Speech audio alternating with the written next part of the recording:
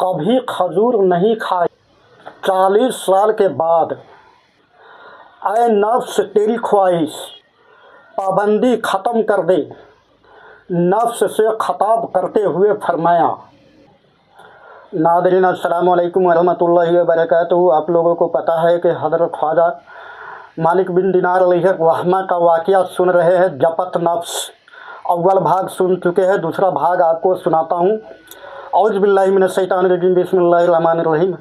आपने बसरा में 40 साल क़याम के बावजूद कभी खजूर नहीं खाई और लोगों से फरमाया कि मैंने कभी खजूर नहीं खाई और न खाने से न तो मेरा पेट कम हुआ और न तुम्हारा पेट भर गया। लेकिन 40 साल के बाद एक मर्तबा खजूर खाने की ख्वाहिश हुई तो फरमाया कि ऐ नफ्स, मैं तेरी ख्वाहिश की कभी तकमील न होने दूंगा। और जब ख्वाब में आपको खजूर खाने का इशारा हुआ और यह फरमाया गया कि नफ्स पर से पाबंदी ख़त्म कर दे, तो आपने बेदारी के बाद नफ्स से खिताब करते हुए फरमाया कि मैं इस शर्त के साथ तेरी तमन्ना पूरी कर सकता हूँ कि तू 1 हफ्ता तक मुसलसल रोज़े रखे। चुनांचे नफ्स कशी के लिए हफ्ता भर के रोज़े रखे।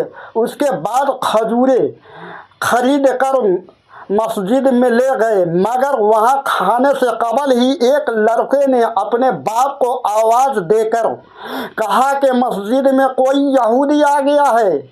उसका बाप यहूदियों का नाम सुनते ही डंडा लेकर दौड़ा, लेकिन आपको शनाख्त करके, यानी कि आपको पहचान के शनाख्त करके माफ़ी का ख्वाहिशगार होते हुए कहा कि हमारे मोहल्ला में दिन में यहूदियों के सिवा कोई कुछ नहीं खाता और सब लोग रोज़े रखते हैं, इसलिए बच्चा को आपके यहूदी होने का शुबा हुआ, आप उसकी खता माफ़ फरमा दें।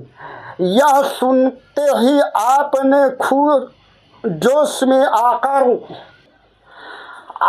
जोश में आकर फरमाया कि बच्चों की ज़बान गैबी ज़बान होती है। फिर अल्लाह ताला ने से अर्ज़ किया कि बगैर खजूर खाए हुए तो आपने यहूदियों में शामिल कर दिया, और अगर कहीं खा लेता तो ना मालूम कुफार से भी ज़्यादा बुरा मेरा अंजाम होता।